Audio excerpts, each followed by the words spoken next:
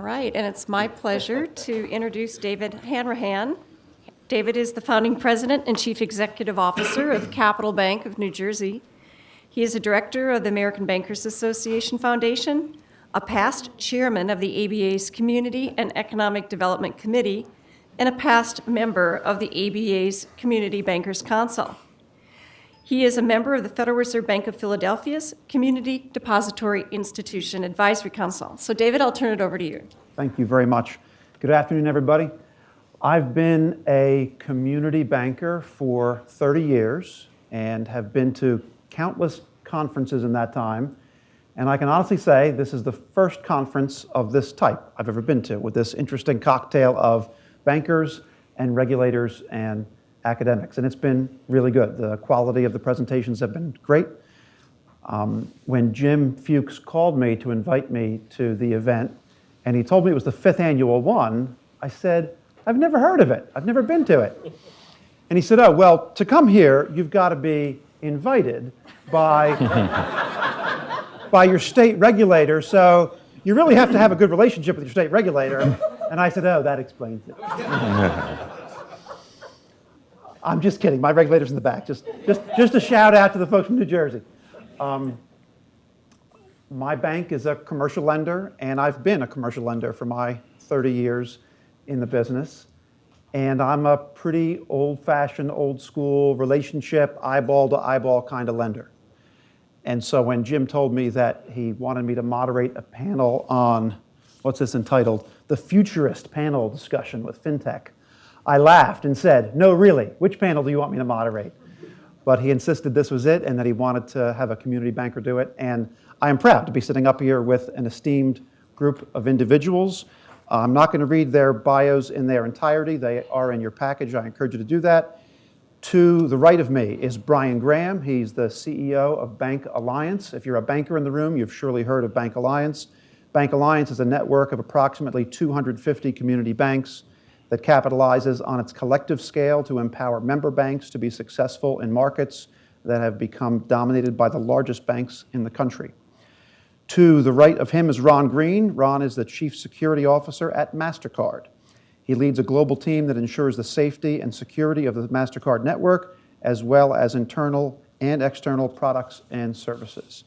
And finally, we have with us Steve Streit, founder and Chief Executive Officer of Pasadena-based Green Dot Corporation, and founder and chairman of its wholly owned subsidiary bank, Green Dot Bank. Green Dot, founded in 1999, is a technology-focused bank holding company with a mission to reinvent banking for the masses. Streit has led Green Dot to become both the largest provider of reloadable prepaid debit cards and cash reload processing services in the US. We've got a great group of people up here. I have several questions that I'm going to begin with, but before long, I'm going to turn the microphone, so to speak, over to you and ask the audience to participate with questions. So please be thinking ahead to questions to pose to these, one or all of these three individuals once I get through the first few of them. Some of my questions I'll direct to all three individuals and some to just a few of you. My first question is for the three of them, and it is, you three represent different aspects of the financial services landscape: lending, payments, and cyber and information security. Should the community bankers in the audience and on the webcast view you as friend or foe? And Brian, I'm going to ask you to begin. First, I'd say it's great to be here with you. It's a bit of a softball for me in that we exclusively work for and in service to community banks. So if they see us as a foe, we'll be out of business pretty darn quickly. But I think they should see us as a challenge. And what I mean by that is I've never been more worried about the future of community banking, and I've never been more excited about its potential. To achieve that requires some changes. Technology is changing, customer expectations are changing, and figuring out the ways to marry what community banks do so well on their own with capabilities that are newly available through technology and other things to offset the things and empower community banks to do the things that historically they haven't done well, that require scale, is hugely exciting. But it requires change, And so the way we view it is our job is to push our members into a place where they're not entirely in their comfort zone, because otherwise they're not really evaluating and embracing the kind of change they need to do. Got it. Good. Ron, how about you? Yeah, so hopefully everyone thinks of MasterCard and security as something that's a friendly thing to help them. The way that I think about it is, protecting the ecosystem, making sure that the consumer feels comfortable, that when they use their card, it's going to work, and that the transaction is able to happen securely. Those are things that are foundational to us as MasterCard. So the security of the transaction, to make sure that everyone is able to, conduct in commerce safely. And we're always looking for newer and better ways to secure the environment. Just an example is one of the things that we have called Safety Net, and our ability to see transactions across the entire network should either the issuer or the processor be a victim of hacking. We now have an ability to actually protect them, to limit the amount of loss. We won't stop all loss, but rather than a $14 million loss over the weekend, you only have maybe a couple $100,000 in loss, because we can see where the failure is and then affect immediate change to prevent significant further loss. And also, we are dedicated to providing and sharing intelligence information through channels like the FSISAC. We engage with individual customers as our intelligence teams see things out on the dark net or wherever the threat may be. Our adversaries are working against us, and we see ourselves as working collectively to protect each other. Got it. Good. And Steve? Well, listen, who's going to say they're a foe? Clearly we're a friend, and I'm proud to say we're a community bank. And a lot of people don't know that about Green Dot. We didn't start out that way, but we still operate our branch office in Provo, Utah, under the brand name of Bonneville Bank. It's been there for 42 years, and we've owned it for the last 5 or 6. And it's a great bank, and that's why we keep it operating in that community. So we're a friend of community bank. The banks. I also think that we're an example of what a community bank charter can become if it so wishes to, and has the good fortune to have good partners and products. But all of Green Dot, which banks nationally and has millions and millions of customers, is in fact out of Bonneville Bank. The real name is Green Dot Bank, but out of that bank. So we think we're a friend, and we think we hopefully can be, for some of you, well, you're all the regulators of them, but as your community banks get into fintech, hopefully we can be a model for how some of that can be done within the framework of a traditional bank. Thank you. This next question I'm going to pose to Steve and Brian, and Steve, I'll start with you. Payments processor Square recently filed an application to charter an industrial loan company in Utah. The company has stated that it will not be competing with community banks because more than 67% of its current customers say they, quote, can't get financing elsewhere. In your experience, have you seen this large untapped market for small business loans? And do you have any other comments on ILC applications? Steve, would you begin? Well, Green Dot Bank, Bonneville Bank, does have a business lending portfolio in Utah, but we're not a lender at scale and don't do lending nationally. So the lending part I can't speak to. The whole question about all the fintechs wanting to become a bank, and we get called about it all the time because we've done that, but we did that years ago before it was cool. I wish it had been so cool 6 years ago. Our stock price would have been higher back then, but people hated it at the time, but now it's suddenly come into fashion. And when we speak to some of our friends in the technology universe, speaking personally, obviously, I don't think they know what they're in for. And I'm not an expert on the ILC charter. We're not an ILC. We're a commercial bank charter. But being a bank is hard, really hard. We don't find it easy, certainly, and we spend a ton of money on all the things you think of, and have a lot of people who work hard to make sure the bank and the bank holding company run properly. And when I speak to friends in fintech, I can assure you that they don't get it. Now, that doesn't mean they won't get it over time, but many people think you fill out the form and in the mail that you get there's my bank charter, it came on Monday. Not quite. And so we'll see how that rolls out. But if the ILC charter comes back, and I don't think there's been one issued, and you'd all know better, but I'm sure 12 years maybe for a new ILC. If it comes back, it is what it is, but still those fintech companies will need to learn what it's like to become a bank, and even if they're not a holding company in the legal Federal Reserve sense of the word, under the Bank Holding Company Act, they'll still need to be a source of strength of that ILC. So it'll be interesting to see how that comes down. I'm not holding my breath for it to happen tomorrow. Brian?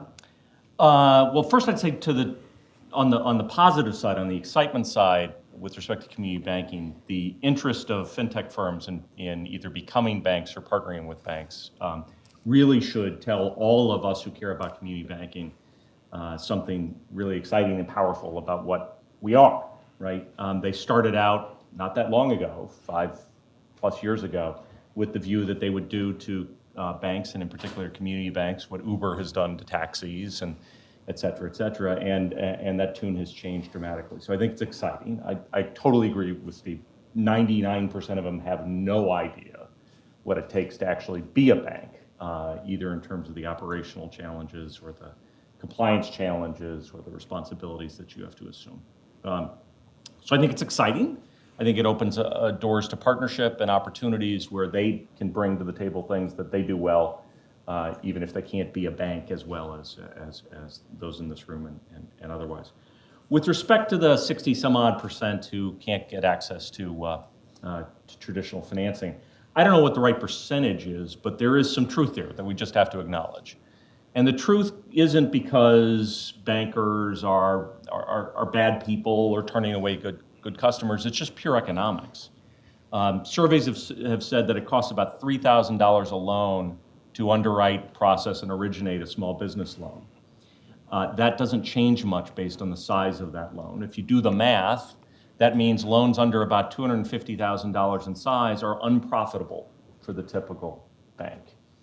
And it should come as no surprise that banks don't do all that many of them, and the customers who try and get a loan in that size range are reasonably unhappy and left to their own devices, including some pretty unsavory options that have increasingly come onto the market. The exciting news there is that technology, analytics, the availability of data really raise the promise of being able to cut that cost of originating those loans, slash it by 75, 80, 85%, really overnight. And that will fundamentally transform the ability of traditional banks to be able to deliver that product to their customers in a way that makes them money and their customers happy. Obviously requires change in technology, but that's pretty exciting, and it's a heck of a lot better for the small business than an effective 250% APR merchant cash advance or something like that. Thank you. Ron, next question is for you. What is the top cyber threat facing the financial services industry, and in your opinion, community banks? So this is a really interesting question considering it's a futurist panel. But I'm going to cite two things that I think are top cyber threats, and they're continued cyber threats, but they're old cyber threats. The first is the unintentional insider. And what I mean by that is over about 80% of the attacks that you see in the press or that make headlines, it's driven by social engineering attacks, phishing emails. And it's something that companies continue to struggle with. I buy and spend a lot on technology to compensate for my people clicking on links and then entering details that they shouldn't into pages that they are kind of forced to respond to. So we very clearly from our CEO level and our general counsel level, we talk to our employees about the importance of their part in the security program. Security isn't just security's problem. It's something our customers expect from each and every one of us. It's something that people should be practicing or thinking about at home. I can tell you, we still have people that respond to and click on those things. And we've added gamification to the process where we actually ask our employees to actively look for these things and submit them to us. And if they score the most points in a quarter, we'll give them $2,000 incentive. And if they're the most for the year, we'll give them $10,000. And that's $18,000, which is like a drop in the bucket considering what I spend against that. Right. But we're also getting more fixed on deploying the hammer against that, right? So We've just been in conversations to lay out the disciplinary actions. If you continue to click on these links, essentially it's a 3 strikes, Oh, you're you out. mean employees? Employees. Oh, yeah, so they'll send your employees saying, oh, Joe from finance needs this, if you click on it, they give the congressional. Yes. It's crazy, yeah. Yeah, but it's a continual thing. Yeah. Right, and there's a lot of money. My team cleans up a lot, and it's akin to we haven't had a big forest fire because the firemen are pretty damn fast. That's not necessarily the right way to fight the forest fire. So we're doing more to engage the employee to be proactive and not clicking on these things. But we're also bringing the hammer to say if you just aren't getting it, you don't belong here anymore. So I think you're only partway through your answer, but I Yeah. want to interject to say that at my small, less than $500 million commercial bank with 67 employees, about a year and a half or 2 years ago, we began to send out, I like the way you called it gamification, but fake bad emails. Yeah. And we initially didn't tell our employees that we were going to do this. Just a couple of people on my executive team and our IT officer knew we were going to do it. And this first fake email went out to everybody in the company. And guess who was one of the first ones to click on it by mistake? And I knew it was coming, and it tricked me. So, but I do think over time it's been having the effect of keeping it front of mind in my people's minds. Yeah, if your companies aren't already engaged in launching their own self-inflicted phishing campaigns, they really should be doing that. With the gamification,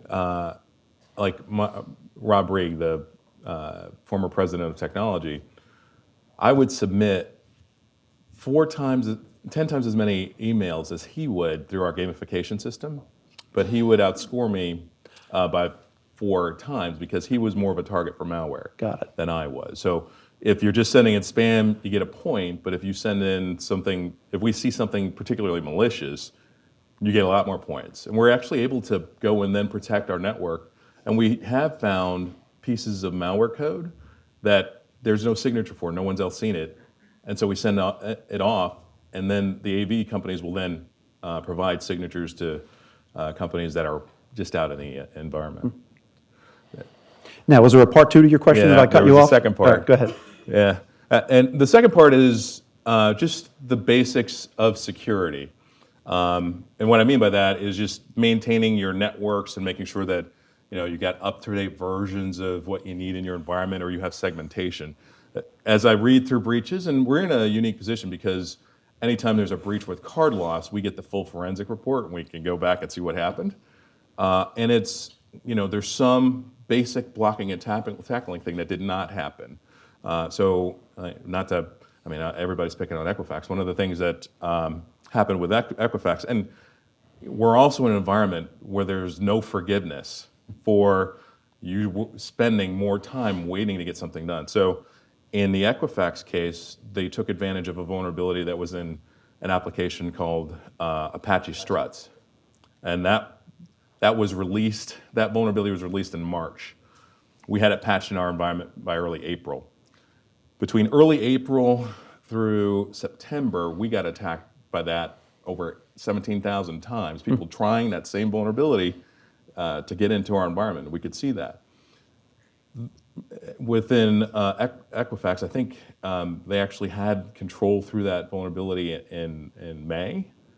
There's not a lot of time between when you see a critical vulnerability and you got to deploy the patch. You just got to get it done. You can't let things get in your way, and your company has to realize that.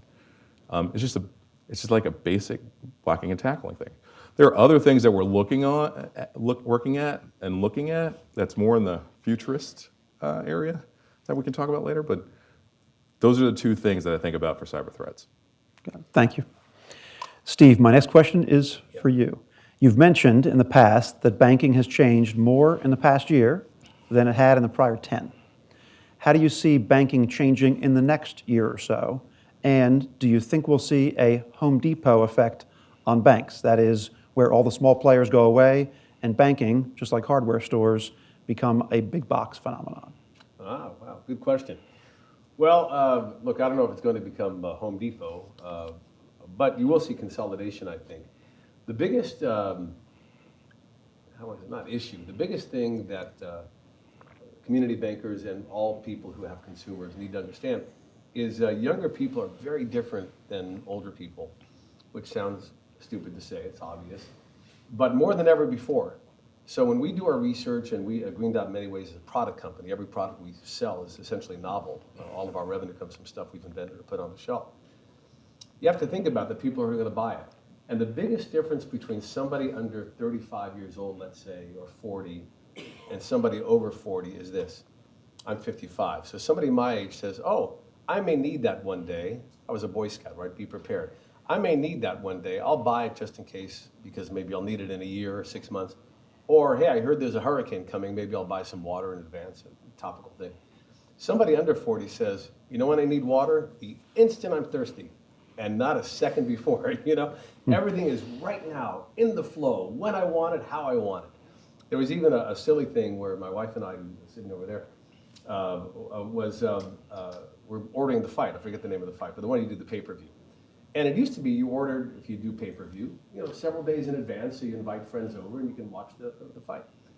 And the website was just clogged. And the reason is, you know when people were ordering the fight? Seconds before, whatever the guy's name was. Mayweather McGregor? Yeah. Walked out on the court, in the ring.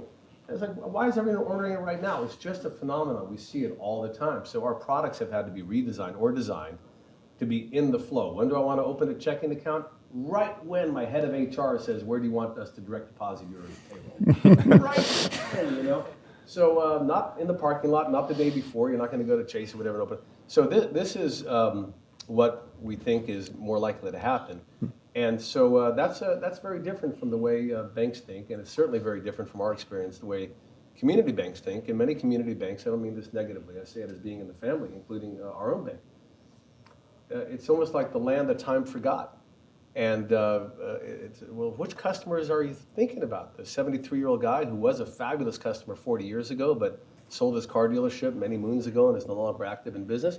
Or is it his son who wants what he wants when he wants it because he was brought up doing this and doing this on a phone? And I actually changed your channel when I was a kid. So anyhow, that's the deal. So we think that when I say more change has happened, it's because the customers are changing and technology is changing. And we're very blessed at Green Dot to have some of the largest technology companies in the world as our closest and most intimate partners. And when you see the way that world works, and how an iPhone is made, or how Intuit processes a tax return, or whatever the case is, the effort that goes into understanding younger consumers, younger not being kids, I mean under 40, so really the people who are going to be borrowing money, is very, very different. So I think that's what's driving the difference, is it's a different world. And kids brought up today when they're 21, I can promise you, it could not be more different. Very interesting. Yeah. Thank you. My next question is the last one I'm going to ask before I turn it over to the audience, so please be prepared. And this is for Brian and Steve. Brian, I'll start with you. Underlying the research and survey data that we just heard about from this conference is the idea that the community bank model, while challenged, is still important for our financial ecosystem. In your opinion, what is the core advantage that community banks bring, and what is their key vulnerability? So we've talked about it, and I've heard others talk about it a lot today in terms of the advantages. Community banks are in their community. They should be much more nimble than the largest institutions, question whether we all are.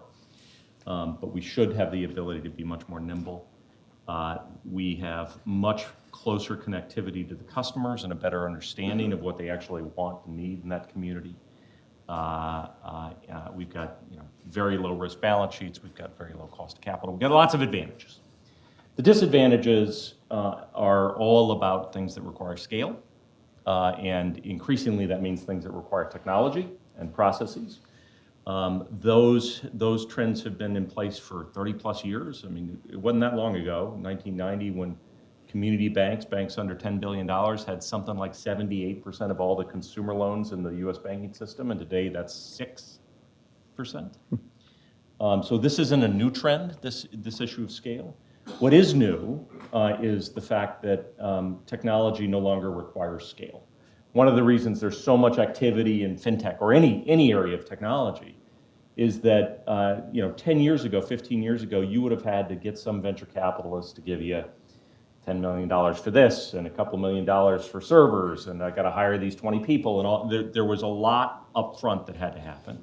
And now you can rent each increment of computing power through Amazon Web Services and everything else, and the upfront cost is essentially zero. And so lots and lots and lots of stuff is happening. It's very exciting, and it's particularly exciting for community banks because it means that technology, which has been a force of scale and a force to create powerful competitive advantages for just the biggest banks in the areas of banking that require scale, like, I don't know, consumer lending, residential mortgage lending, right? It's not hard to find the areas that require scale and that have been a challenge. Those have reversed, and community banks are in a position to really swing for the fences. But doing that requires change, as Steve was saying earlier. Yeah, I think that's right. I think the biggest thing community banks have going for their institution is focus, because you likely don't have thousands of employees and a million different business lines and brokerage. So the power of focus, and the power of focus is a beautiful thing in life, in banking, in business, in any other endeavor. And there's a thing here I'd like to throw out. If you think about the old community bank, throw out for your consideration, not throw out in the garbage, throw out there for your consideration. If you think of the old days, the community banker said, I serve my community. I was talking earlier to John, and one of my businesses is on a farm. We grow corn and soybeans, not many of them, but we grow them. And so there's a lot of community banks in farm country, and they're vitally important to that community, vitally important, and they're really struggling, and I have a lot of friends who run those banks. So the power of focus is a great thing. But instead of thinking about serving your community, I'm advising my friends who own community banks, think of your niche as serving my market. Focus on your market. It may be the 5 square miles around your branch, whatever your community is, but use that power of focus in your bank charter to focus on a niche that you think you can be really good at. Because with the internet and mobile apps, and even the smallest processors, the Jack Henrys of the world, everybody today has, as part of the normal assortment of things you can buy, mobile apps. And that wasn't the case 5 years ago. You had to build your own mobile app. But now you can get that, and I don't know what they charge for it, but you all know that. You can buy those things. And you can say, well, if I have a website and I have a mobile app, then it isn't just my community, it's anybody who can go to a website anywhere in the United States and anywhere that you're legally allowed to bank. And can you then use that and your power focus to create something new and something powerful? To be a partner to non-bank firms that want to have some access to the banking world. Hard to do, you have to have good vendor management and very solid controls, but is that something you can do? Or you specialize in auto lending, you're the best at it, and now you can maybe do it in a broader area than just your own community. And I was trying to advise my friends who own some of these agriculture banks, look, it's not just Decatur, Illinois that you can focus on. Maybe there's other things you can do, and community bankers don't always think that way, but they could. And so that's what I would say the strengths and weaknesses are. The strength is the power of focus and being nimble and being able to do things perhaps that a larger bank wouldn't get to because it's not big enough for them. Or, Green Dot is a collection of other people's crumbs, but it's turned into a big pie. But it started off with all the big banks didn't want to mess with it. We did. So that's my advice, I guess, or thoughts. Great, very good. Thank you.